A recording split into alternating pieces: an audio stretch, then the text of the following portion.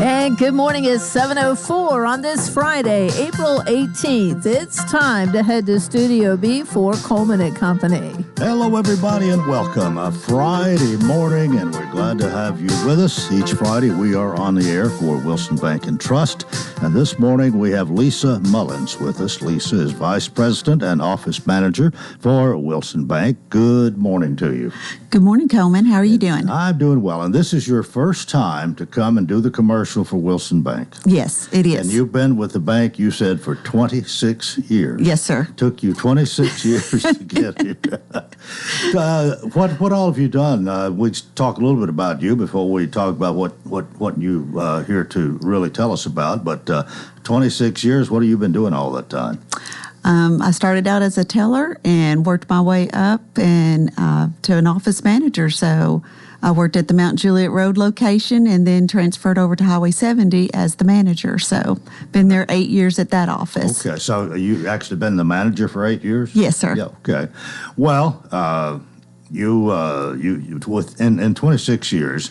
You know a lot about Wilson Bank and Trust, without a doubt. And, yes. Must been some good times for you, a good employment. Yes, it is. I love Wilson Bank, and I love my job and the community, and just love giving back into the community. So, all right, you're here specifically to talk about something this morning, so maybe we better get to that, Lisa. I am here to talk about Financial Literacy Month. So Wilson Bank wants to be able to help everyone understand your finances. And we have on our website at wilsonbank.com, you can go there. There's interactive courses that you can take that can help with financial literacy from small kids all the way up to seniors. And it's just so important about saving and learning how to save and to put back. So that's one of my biggest things also. Do you feel there's a big need for the financial literacy? Yes, there definitely is. I don't think the generations that are growing up understand how important it is to. My mom taught me to save for a rainy day and always put money back. And so that's one thing I've been pride myself on, and my family, that's what we do. So you just never know when you might need something, emergency fund or life events happen. So is a savings account at the bank the way most people get started? It is. That is one way they can get started, and then they can build up and move into CDs that we can offer great rates on to help them earn a little bit more money on that interest. We also, one of my things that I taught, or not taught, but I guess help with my employees is that, especially the younger generation coming in, is just to, when you get a raise, put 1% back into 401ks each time you get a raise. You're not going to miss that money. You think about it, that's money that you're going to spend on either a coffee, a drink, something like that. So, if you do that weekly and stuff like that, you'll learn to save money. I can remember as a little boy, there was a country store across the street from the house where we lived, and we would get a very meager allowance, but I never thought about saving, and actually wasn't taught to, and there's some people who say that money burned a hole in my pocket. You heard that expression probably. Oh yes, I think that's my daughter. But learning to save is something children really need to be taught. I don't think it just comes naturally. It does not. It does not come naturally. New generations coming up, they don't understand what a checking and a savings is, and that's just so important nowadays to put money back. And we see it every day that people actually struggle in these times and stuff with the inflation and stuff. So it is very important to put back. And of course, the bank is there when you need a loan, but you need to be realistic even and practical about correct. That, and maybe not have to borrow money every time you turn around. That is correct. I mean, you want to lend the money, but you want to see people be successful. Yes, I do. I want to see that their assets. I want to see that growth, and we don't mind help lend or anything like that. But yes, you have to be able to save and put back. So and you have some programs there on this website where Yes. you can actually it's sort of like a they're interactive school course. Right, they're interactive courses that's on there. You'll just click, you can start in it, and you can even teach your young kids and be on there with them. And it's kind of like games and stuff that they can do. Also, just being able to understand the difference between savings and what you need to live on and stuff. So it's working your budget, knowing what you need to save for a budget each month for your bills and stuff. Take advantage of this. You go to the Wilson Bank website. Yes, wilsonbank.com, and you can go to resources, and there's a financial literacy library, and be able to just click in there and start. And I take it this is all free, provided by the bank. Yes, Okay. yes, we have a lot of resources on our website, so yes. All right. Anything else this morning? Nope, That's going to do it. that's going to do We're it. about out of time, too. So, Lisa, we're glad to have you after being at the bank for 26 years, and I hope it's not 26 more before they send you back again. Hope not. I like this. Lisa Mullins, Vice President, Office Manager for Wilson Bank and Trust, member FDIC, equal housing lender. They're still here, still independent, still committed to you. Excellence in banking since 1987. And I'm going to keep your card, okay? That's great. Thank Thank you. you. Very much. All right, 10 minutes after the hour, and here on a Friday, it's time for our Friday Senate report. And here's the man, Senator Mark Pody. Good morning, Coleman. What a great day. It's a fantastic Friday. It absolutely is. The sun was out there. It was nice and cool to start with, but it's going to warm up, and this is going to be a wonderful spring day. It's Good Friday as well. And you are a little bit happier, maybe, the fact that the budget has passed and you're about to wind up this first half of the General Assembly. Absolutely. So constitutionally, one of the main things we have to do down there is to pass a balanced budget. And by a balanced budget, it's got to be a budget that we line up with reoccurring expenses and reoccurring income. So it can't be using one-time money to pay for reoccurring expenses and such. And we've done a very good job in that. And Coleman, I've been here, and a lot of times I'm very critical of what the budget might or might not be, but I'm pretty happy with the budget we had. It's about $59.8 billion. And we're anticipating about a 2% growth. But something we've done on this budget that I've never seen happen before is what we've done with the governor. The governor usually proposes a budget like the first week of February or last week of January, and then the legislature will take and adjust it or whatever, and the governor comes with an adjustment himself, usually the end of March, and then we finish it up and go from there. This year, however, we have taken a lot of things that the governor had put in the budget, and we've changed. Some of the things we've done is if he's had programs that we've had in there and we've paid year after year, we've eliminated them. And in fact, we've eliminated over 33 different programs in the budget this year.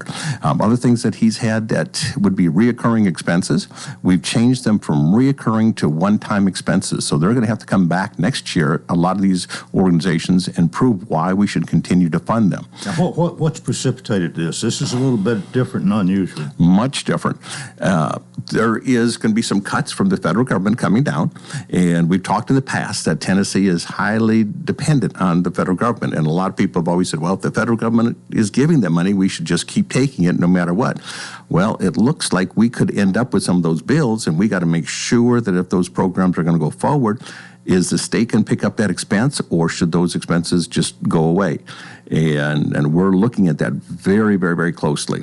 Is this something the governor has fought necessarily, or does he disagree with you?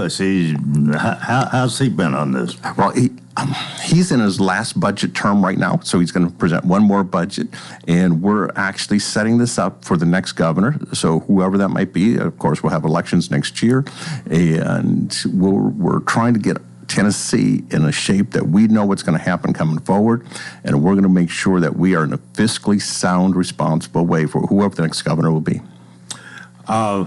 Okay, I was just wondering how he and his administration is feeling. Have they really fought you on this, or do they sort of understand? They don't like some of the things we've done. They absolutely don't. But it is up to the legislature to spend the money. Then the governor can make the recommendations, but in the end, we're the ones that sign the checks. And so the legislature, this is our role, and this is something that we're doing, and we've turned a little bit more tight with the money, knowing that these times are coming with the federal government cutting some of those programs. We've already heard that people come to the state and saying, hey, we're not getting it from the federal government. Will you pick those expenses up? So we've eliminated some. We've turned them from non-reoccurring or from reoccurring to non-reoccurring. We've also reduced a lot of the programs that we've been spending out. So this budget has been a very tight budget, and we're watching how we can make sure that Tennessee is going to be one of the best-run states in the nation. We already are. We've been in the top 6, and I think that the news just came out that we're actually number 2 now. So we've done a great job in watching Tennessee's money. Okay, time for us to take a break. Our Friday Senate Report with Senator Mark Pody will continue after we go to this break on Coleman and Company FM 98.9. Let's see what's happening on the roadways. Thanks to Absolute Kubota. They'll help you rent the right tool for the job. The Kubota Orange Rental Program makes it easy to rent the right equipment. Stop by Absolute Kubota. Check out the U35 excavator or the SVL 75 compact track loader. Absolute Kubota, 1506 West Main.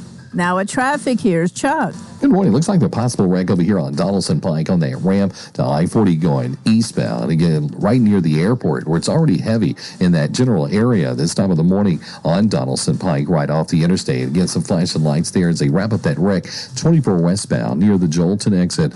It's lighter than it normally would be out here. A lot of folks are off today.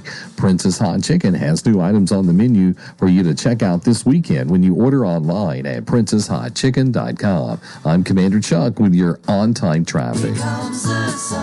Hey, Medina, here comes the sun. Spring is just around the corner. Call us and we can come over and tell you what your home is worth in this market, and it's free. Yes, free and no obligation. It's time to get ready for the spring buyers. Inventory is low. We have buyers who need listings. Here comes the sun. And remember, don't make a move without us. Call Judy Cox or Medina Himmentoller at Exit Rocky Top Realty. C&D Team 443-3130. It's all right. Bank anywhere, anytime with Wilson Bank and Trust. Open an account online today and manage your money with ease. Whether you're checking balances, depositing checks, or paying bills, with our secure digital banking solutions, your finances are always at your fingertips. Get started at wilsonbank.com. Wilson Bank and Trust, here to get you there. Member FDIC. And we continue here on a Friday morning. Thanks for joining us. Senator Mark Pody in our Friday Senate Report. I kind of depend on you every time to lead the way here with the important things that we need to talk about. Every once in a while I have something I want to talk about, but you're there. You're seeing it firsthand. You're part of all that's happening, making history at Capitol Hill every year. So it's been a good year for us as far as working with the House. In fact, I'm going to tell you one of the things that this is the least amount of conference committees I've seen since I've been in here. And that means that the House will pass something and the Senate will pass something, and they won't be exactly the same. And a lot of times the two houses won't agree, so they got to form a conference committee to get everybody. It's usually like 3 or 4 from the Senate, 3 or 4 from the House, and they meet and kind of work out and hammer out the differences. And as we get towards the end of a session, there's a lot of those that we got to work through. This year, there's only been a couple, and that's one reason why we've been able to move a little bit quicker, I think, this year. I think we've only got 2 conference committees out there right now. So we got about 35 bills left that we got to vote on, and we're done. And most of those are what we call behind the budget. Now that the budget's passed, we know which ones of those are going to be actually funded. They'll come through, they'll get their funding and pass. We'll probably be out on Monday or I'm going to guess on Tuesday, because we never finish things the first day, but we could very well be done on Tuesday of next week.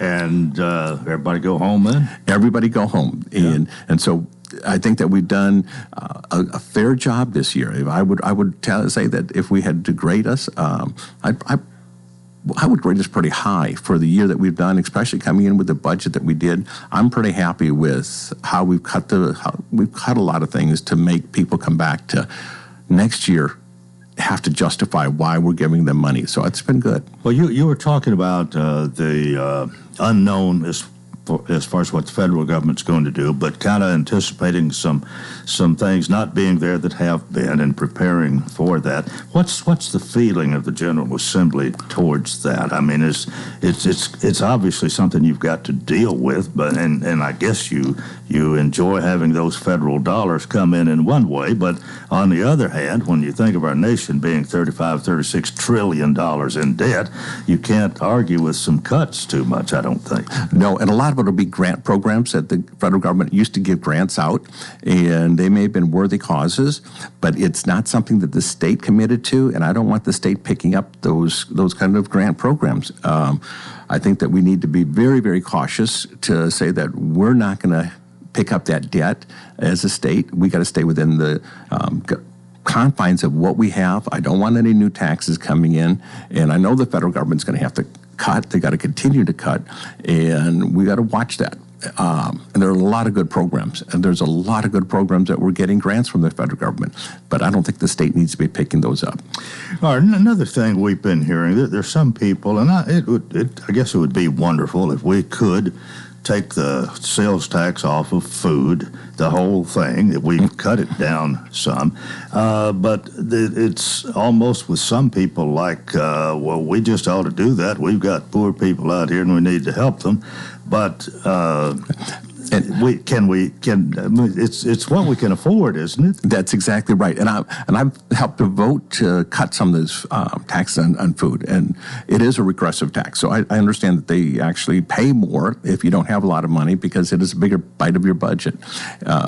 But we also have to balance that with we've cut taxes and cut taxes and cut taxes. We've got to keep us where we're solvent as a state. And sales tax is what the state survives on. So we got to be very cautious anymore that we're cutting. Now, if we can show in the budget we can cut it without raising taxes elsewhere, I'm all in favor of it. But if it says that we're going to have to raise taxes or just pass that on to somebody else, I'm probably not in favor of it so much. Well, here again, you've been a big advocate for more money for transportation and to improve our roads, maintain our roads. I'm thinking maintenance is one of the things where we're slipping a little bit, but that's my opinion. And your opinion is correct. Our roads are not in as good a shape as they used to be. And Coleman, you and I have talked many, many times that we need more money for roads. I just met with transportation, the commissioner and all of his team and such. We literally had lunch this week, and we're talking about what we're going to go through. And I think that we're going to see next year more of a substantial reoccurring cost going into the maintenance for our roads. We did do an extra $1 billion this year for our roads, which is important. But if it's one-time money, you're going to burn through that. We need it the next year. This is ongoing maintenance that we need to do. We used to have our roads where we would say, hey, look, we want to resurface them every 12 to 14 years and replace them because they have a shelf life. And we've had to stretch that down to like 15, 16, 17 years. So the roads are not in as good a condition as they used to be. And especially Wilson County, we went to a resurfacing where the top, let's say 2 inches was a very much porous where water would go through it, and it would help for if we had wet water and rain and such. But when it's freezing, it makes so many more potholes because it freezes and it doesn't do as well. So we're trying to get away from that. But speaking of roads, I will tell you that the budget contained $3 million for Peyton Road out by the fairgrounds. And I think that federal government's going to match that, and that means that we're going to start improving the traffic for when we have the fair. And we always know that that's a big, big headache trying to get in and out of the fair and such. So that's going to help. So we did specifically have something for the fairgrounds and Peyton Road. Well, since we're talking about local appropriation a little bit here, or something to benefit us right here in Wilson County, I've got to ask, what are the chances, what's it look like for the turntable or whatever that they're needing in Watertown? None. We did not make the budget. In fact, a lot of things were just not funded. And we didn't get that. We also didn't get, I was trying to get a learning center out at the fairgrounds. That was not funded. We had a good shot because that one was actually up to almost the last day in the budget. We were still trying to find a way to put that in, but that didn't get funded either. And Coleman, I've got to tell you, I want to be very cautious that I'd love to have a lot of these projects out there that we can do that can specifically help. But overall, I would rather have a better budget to make sure that we're staying right in line, even if they have to say no to me. And here again, we don't know just what changes are going to come out of Washington. I mean, think we know kind of which direction we're headed in there, but we don't know specifically yet in a lot of cases. So you're going on the side of caution here, it sounds like. That's exactly right. And we believe there's a lot more changes coming this year, and we won't be in session, but that's going to mean that we're going to have to face them next year when we're coming back in January to see what we should and we shouldn't fund. Now, there was a bill that passed this year, in fact, passed this week, that I voted against, and it was the governor's bill as well, but it was going to be opening up a lot of different things to reorganize how we're doing state business. And a lot of the boards and such said that perhaps they should be able to meet online in virtual meetings. And I voted against that because I like the fact that if citizens want to come to a board, they should be able to meet and see who's there voting and see what's going on. If you're having regulations put on you or your industry, I think it's important that they be there rather than just virtual or just online. So that did pass, but it was something that I felt I just didn't like that down the road. I don't care if you're a city council or whatever. And I have supported in the past that, look, if somebody's got, like, they're in the military or something, and they were called up on a special, and we did that in Lebanon here. We had somebody on the council, and they were called up to the military. Well, they were a councilman as well, and it wasn't their fault that they got called up, but they should still be able to vote, so their ward was represented. But overall, saying that unless we want them there in person, at least I believe they should be there in person to vote. Mm-hmm. What you got? I guess there's some carryover to the next half of the General Assembly. Yes, some of your bills that will be appearing next year. That's correct. I've got one that's going to be doing with the prisons. So we did do the one that passed, and that was with Tim Leeper. But we still have a blasting bill. I know Clark Boyd passed it in the House. We're working on that in the Senate. That should pass pretty easily next year. But as I'm going through, we still got to look at how TDEC is working on the systems that we have, the step systems and such. We've got a lot of failing systems, and I'm trying to put a bill together to address those so Wilson County won't have that sewage in our yards. We're going into Old Hickory Lake, so we're working on that. And other people are bringing me bills right now, what we should be considering and so forth. But I think overall, I'm going to be trying to carry less bills and do more work on the budget, and specifically focusing on transportation and trying to get more money for our roads. They're getting worse every year. One of the things we always have to be concerned about is the economy and the amount of the sales tax that is going to be produced. Because if people are spending and the sales tax is more and more, I guess that presents a good feeling. But every once in a while we have a downturn and there's not as much there, and that makes for rougher times. It does. But even this year, even with the tight budget that we have, we still put another $35 million into our rainy day fund.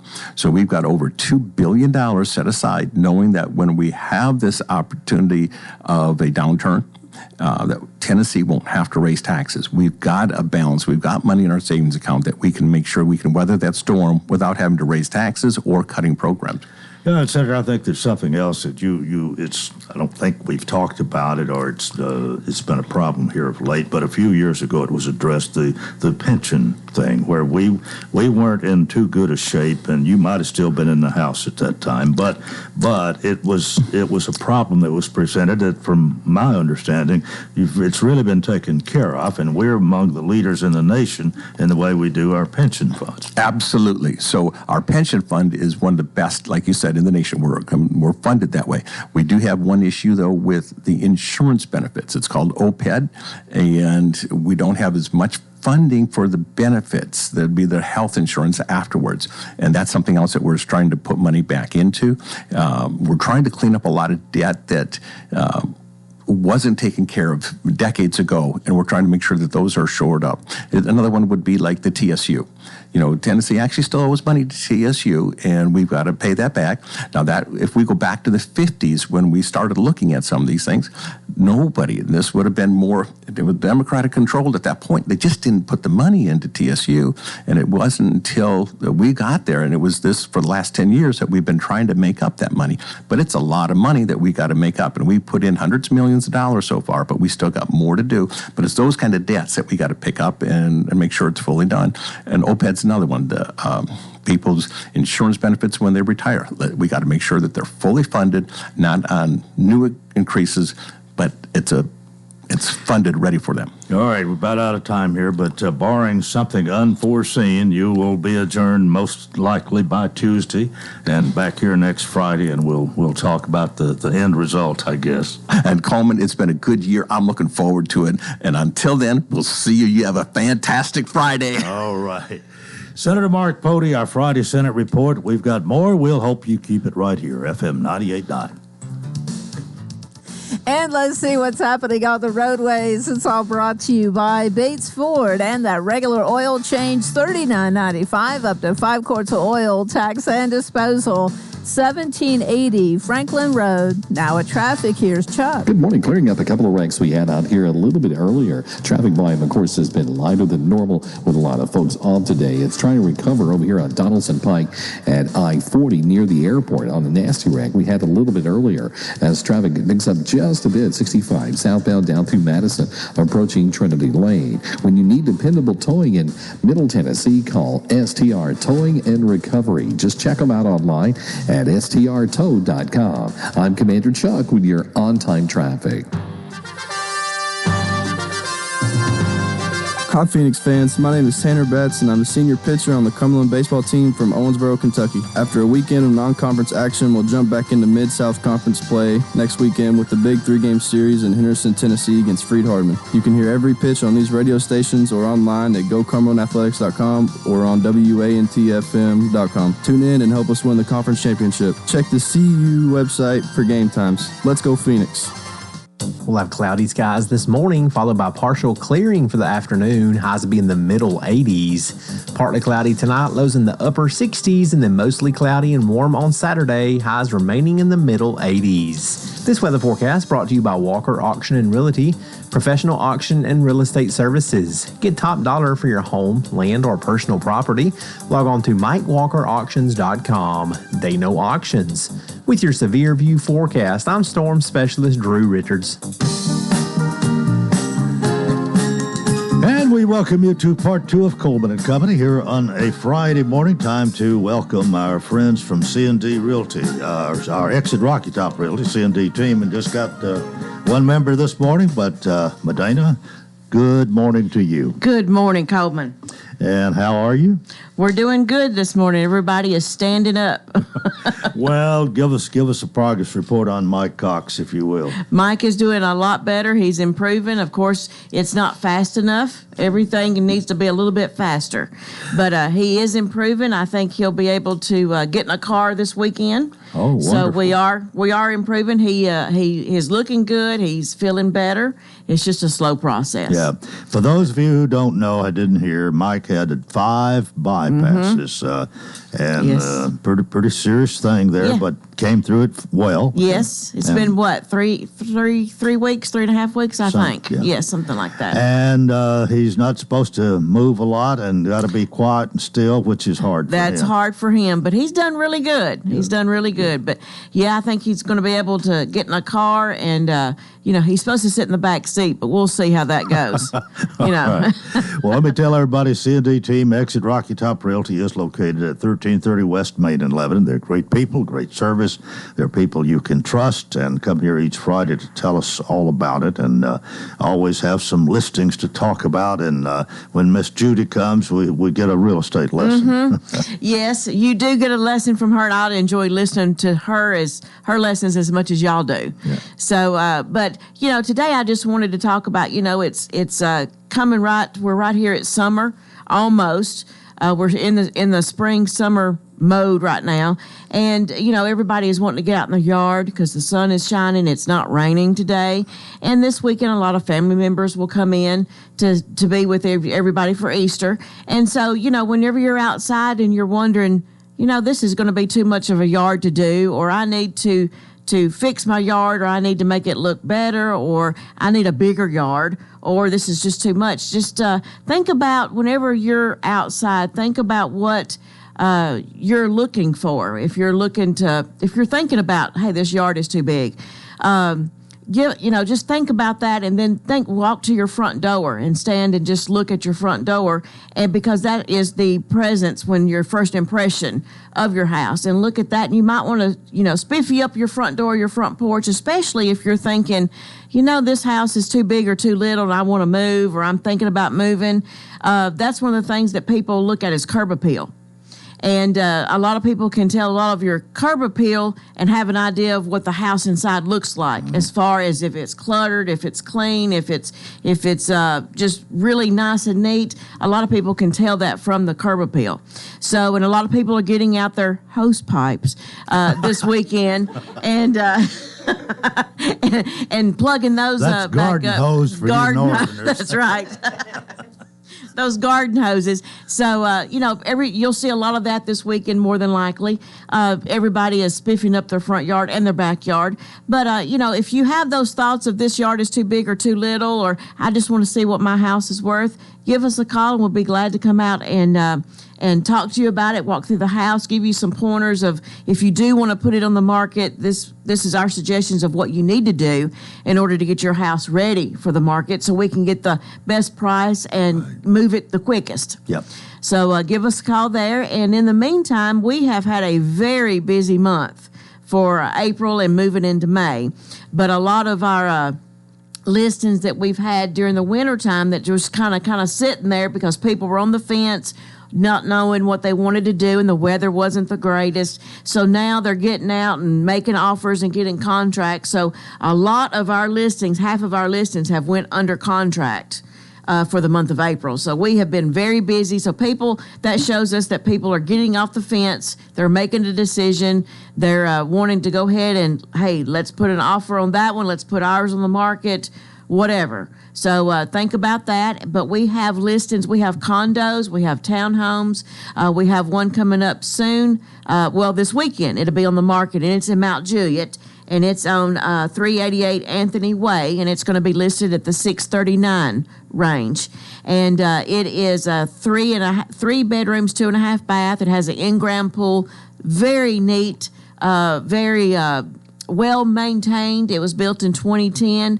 Brick. It has an upstairs bonus room with a half bath, all hardwood downstairs and the carpets upstairs, primary suite with a walk-in closet, and like I said, an in-ground pool with a fence around it, and there's nothing built behind it. There's woods behind it. Mm-hmm. So it's in the Masters View subdivision in Mount Juliet, which is a very established, well-maintained subdivision and area. So give us a call on that one. You'll see that one come live sometime this weekend.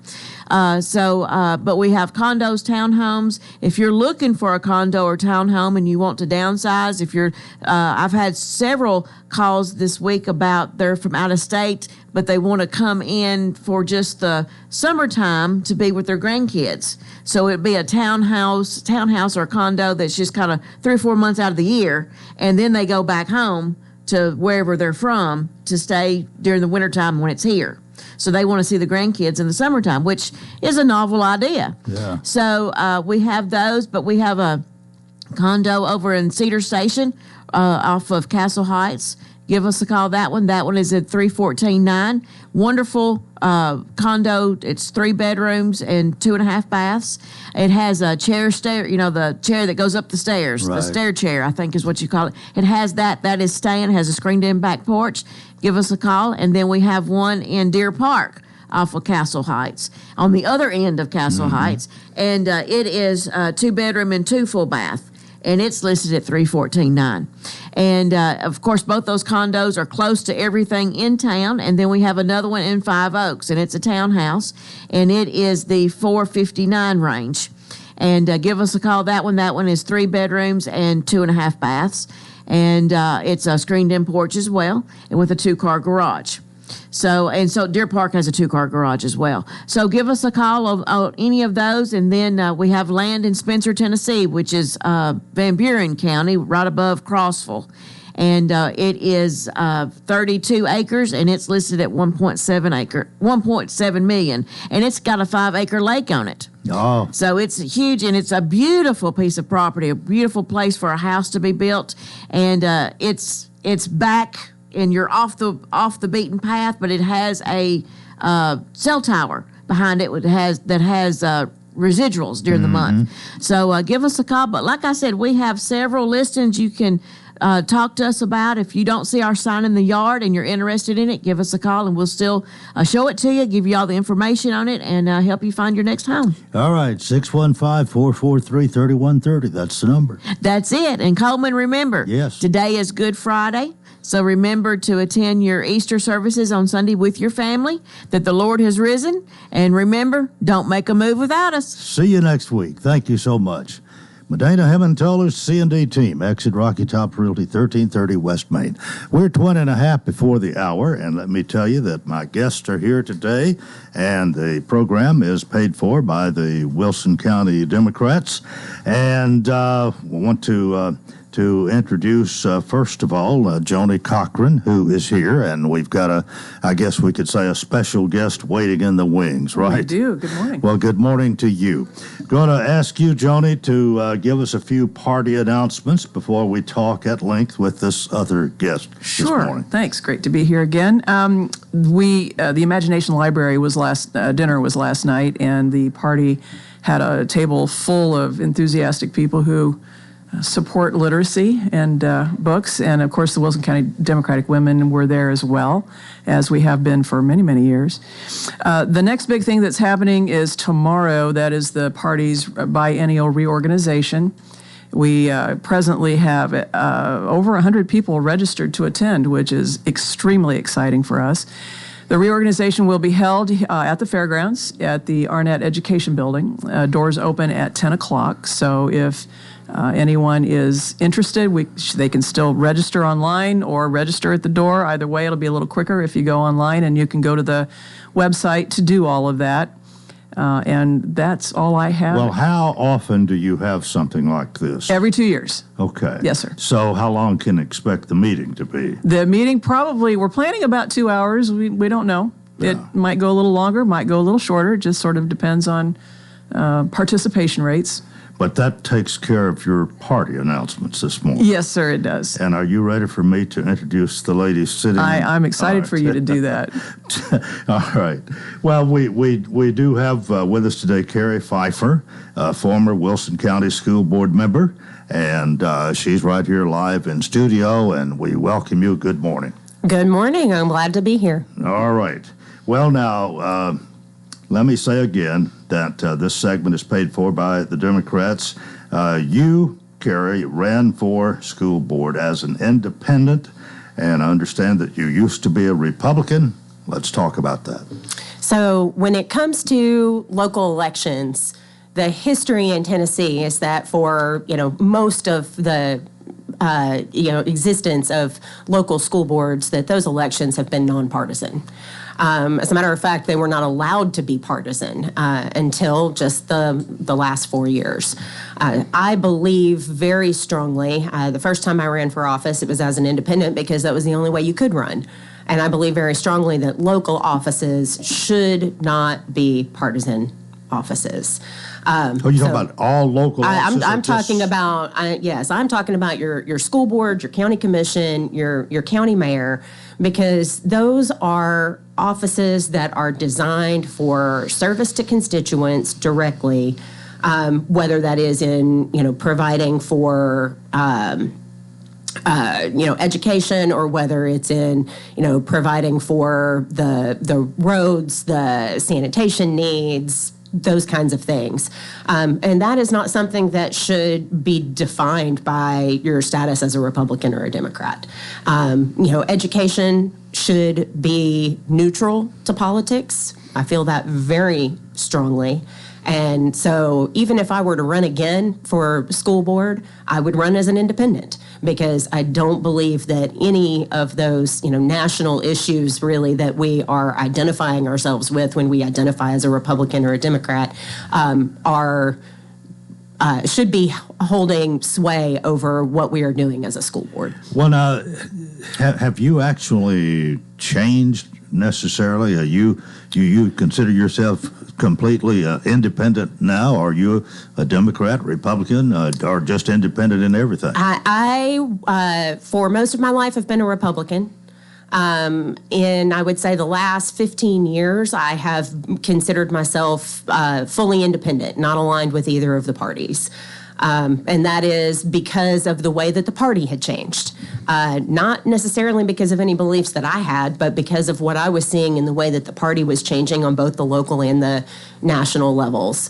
Well, has this been a difficult transition for you? It has. It has. My parents were heavily involved in the Republican Party. I was I was raised up following conventions, and my mother was an alternate delegate to the 1984 convention. My father was a state election commission member for the Republican Party and an elected state representative in the Republican Party. They were, he was an appointee in the Sundquist administration. So, for me, that transition away from the Republican Party has been a very difficult thing. Okay, this is probably something we need and you want to talk about pretty much in depth, and we're about time for a break right here. So we will halt for a moment and continue this line of thinking when we come back after this break on Coleman and Company, FM 98.9. Let's see what's happening on the roadways, and it's all brought to you by Absolute Kubota. They'll help you rent the right tool for the job. The Kubota Orange Rental Program makes it easy to rent the right equipment. Stop by Absolute Kubota, check out the U35 excavator or the SBL 75 compact track loader. Absolute Kubota, 1506 West Main. Now at traffic, here's Chuck. Good morning. Still on the scene of this wreck, 40 eastbound over near the airport there, and just up from Donaldson Pike, between Donaldson Pike and Briley. Again, we've had several accidents over that area this morning in Donaldson. Trying to wrap up this wreck on 24 westbound before you get up to the Jolton exit. That happened a little bit earlier as it tries to build just a little bit here in Williamson County on 65 north from Franklin into Brentwood. Hey, Princess Hot Chicken has new items on the menu. Check them all out this weekend when you order online at princesshotchicken.com. I'm Commander Chuck with your on-time traffic. Drug-Free Wilco is partnering with local law enforcement for National Prescription Drug Take-Back on April 26 from 10 to 2. Drop off your medications at one of these 4 locations: Gibbs Pharmacy, Walgreens on West Main, Three Forks Marketplace, and TriStar Mount Judd ER. Unused medications may lead to accidental poisoning, overdose, or misuse. Drop them off Saturday, April 26 from 10 to 2 and receive a free lot box from Drug-Free Wilco. This project is funded under a grant contract with State of Tennessee Department of Mental Health and Substance Abuse Services. Hey, this is Dr. Derek Gregory, and I'm proud to announce to you the opening of our brand new dental practice, Gregory Dental Group, at 1746 West Main Street, just across the road from Sports Village. Come experience modern dentistry at its best. We're always welcoming new patients, and I truly look forward to taking the best care of all your dental needs. Come by or call us today. That's Gregory Dental Group, 615-444-0322, or online at myLebanonTNDentist.com. Gregory Dental Group, compassion, knowledge, skill. And we welcome you to our final segment here for a Friday morning. And with me again this morning, we have Joni Cochran, a member of the Wilson County Democrats. We have Carrie Pfeiffer, the former Wilson County School Board member, who's here telling her story this morning. And we had to interrupt a little bit for our break here. But you have transitioned from a Republican to an independent, and that we kind of interrupted your story there. But right. Tell us more about what happened and your change of thought. Or some people say, I didn't leave the party left me. I've heard that on both sides, but you're telling the story, not me. Yes, well, that about sums it up right there. I have very long felt attached to the principle that Jefferson first described, that the government that governs best is that is closest to the people. And, I think that is a big part of what I felt like the Republican Party once stood for. was the idea that, states are going to do a better job than the federal government in most cases, and local government, when it comes to meeting the needs of the people, is going to do a better job than that.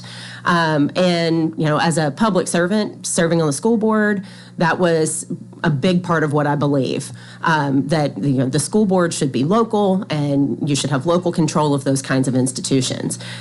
Here in the last 10 years in the state of Tennessee, we have seen a vast move away from that.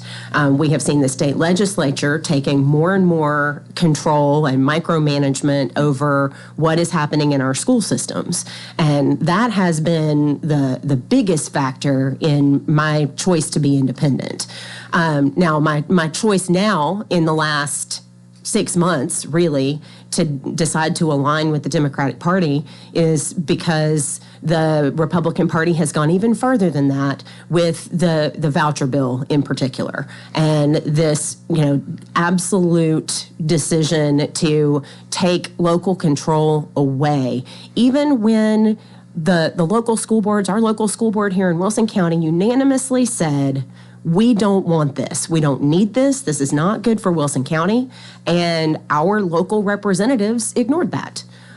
They had, citizens and representatives speaking to them on that issue that they said, we need to have state control over this. And I don't think that is a true core conservative principle.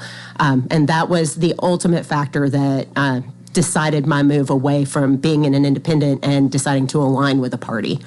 Well, let's get specific and talk about the school vouchers. What is your opinion on that?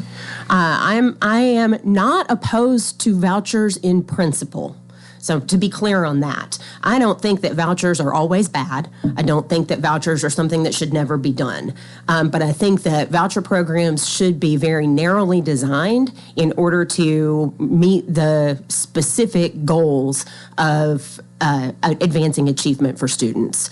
The program that the state legislature, that the governor put forward and passed, is not only narrowly designed to actually improve student achievement, it is fiscally irresponsible. And that is the other issue for me as a former Republican, as someone who still believes very strongly in the idea that government should be very responsible with our money. The program that was passed has essentially no limits. It has the opportunity to balloon into costs that are beyond control, and it benefits predominantly those who don't actually need it for student achievement. Well, some people have said, or I've heard this expressed anyway, that we will try this. We will go in this direction. If this doesn't work, we can always change it. What's your response to that? Well, I'm sure I won't be the first person who's told you that I don't really believe that the government, once in motion, is going to be inclined to stop the motion that it is in. Once these programs are in place, the inertia takes over, and it is very hard to change them. The political will to change something like that is much greater than the political will that's necessary in order to put it in place. Well, this isn't on our list of things to talk about. I do get some suggestions, by the way, that somebody sends me, and I appreciate that. But thinking about this, there's a move afoot to do away with the U.S. Department of Education. I believe this was a cabinet position started maybe in the Carter administration, if my memory's right. So it's been here since the late 70s, and from all indication, President Trump's wanting to do away. What's your feeling about that? I do believe that the Department of Education has likewise ballooned beyond what its original intent was. And so I do believe that there is, that there are things that can be cut from that department. But I don't believe that doing away with the department entirely is the answer. The department has some very important key functions, and I would say the most important of which is its oversight of the needs of students with disabilities and the Office of Civil Rights and how those programs are administered and how that the potential for damage to students there is handled. So I think that those programs, I know that the talk has been, we're going to move that to another department. That'll be taken care of somewhere else. But I don't think that it is efficient to try to reorganize that under another department when it is already in place. And I do believe that it's already running fairly well. Do you think education might suffer in some areas if we did away with the Department of Education? Oh, absolutely. 100%. I believe that education in the state of Tennessee would suffer, specifically for those students with disabilities. What other issues about public education concern you, either locally or statewide or nationally? Well, locally, the biggest issue that has concerned me for a long time is growth, and how do we manage that growth? How do we make sure that we are taking care of our existing buildings and making sure that those students are being served in facilities that are going to allow them to be able to pursue the same types of programs that students in the rest of the county are. So Lakeview Elementary on my end of the county and Watertown Middle School on the other end of the county were two that I was very concerned about. And those programs for revitalizing those school buildings and making some renovations are finally underway. And those are things that were very important to me. But also making sure that our students in Wilson County have the finest opportunities available to them in both academics and in career technical fields, so that if our students want to go to Harvard, they are very well prepared for it. If they want to go to TCAT, then they have those opportunities to get a head start on that as well. Want to ask this, and it's kind of in one way out of curiosity. I know a number of school board members, but I don't really know the answer to this question necessarily. How political is the Wilson County School Board, Wilson County Board of Education? How political is it now? Well, when you were on, your experience. My experience when I was on it is that we, for the most part, were a consensus-building body, that we agreed on more than we disagreed on. Certainly the first 2 years that I served, there was a great deal of consensus there that we wanted to serve our kids here in Wilson County. I think that now there is a pretty significant division within the board between wanting to serve the kids of Wilson County and the idea that they're serving some sort of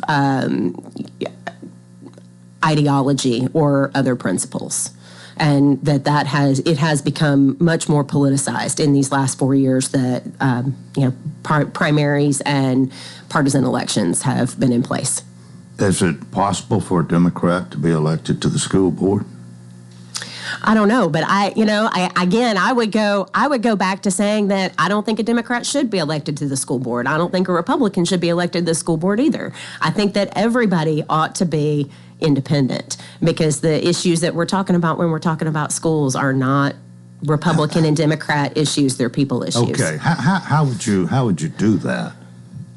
Well, I tried to do it as an independent, and I think that we need legislation. Oh, it would have to be, yes, it would have to be legislation, or the county. Ultimately, the county parties would have to decide not to hold a primary. So if they chose not to hold a primary, then we could revert to nonpartisan elections, because the current legal situation is that county parties can choose whether or not they want their local school board elections to be partisan or not. All right. Do you have anything to, let's say it this way. What would you tell someone curious about Wilson County Democrats? Well, I would say that, that they are the people sitting next to you in the pew on Sunday. They are the people who are concerned about children and the elderly. They are driving for Meals on Wheels. They are driving for Wilson Rides. They are out here on the ground doing the work. You may not hear them talk about being a Democrat, but you will see them doing the real boots on the ground work to make Wilson County a better place to live. All right. Gary, it's been nice to see you again. I think the last time you were a candidate when you were here, and we've got about a couple of minutes, which I'm going to go back to Joni. Joni, you've been sitting here listening to all of this. You've got to have some final comments. Well, I appreciate Carrie coming on today and telling her story and sort of giving us a peek behind the curtain, as it were. You asked if a Democrat could get elected to the school board. Well, all I would say to that is we're going to find out next year because there are 3 seats that'll be open, and we are sourcing candidates for those seats. And I agree with Carrie; those should be nonpartisan. But as long as one party is pressing the issue, the other one's going to respond and match. We won't give ground on that. Okay, we got a minute here, so take 30 seconds. Remind people of your meeting one more time. Our reorganization, again, is tomorrow. Doors open at 10 o'clock. We'll be meeting at the Arnett Education Building on the fairgrounds. It's not too late to pre-register for that. Just go to our website, wilsoncountydemocrats.org, and you'll be able to find the link there to pre-register and come on in. And even if you just want to observe and don't want to vote, that's okay. Come in and observe and see how the political process works in Wilson County. All right. This morning we have had Joni Cochran, member of the Wilson County Democrats, along with Carrie Pfeiffer, former Wilson County School Board member. And our program this morning paid for by the Democrats. And that's going to do it. Have a nice weekend, everybody. And until Monday, I wish you a fantastic day.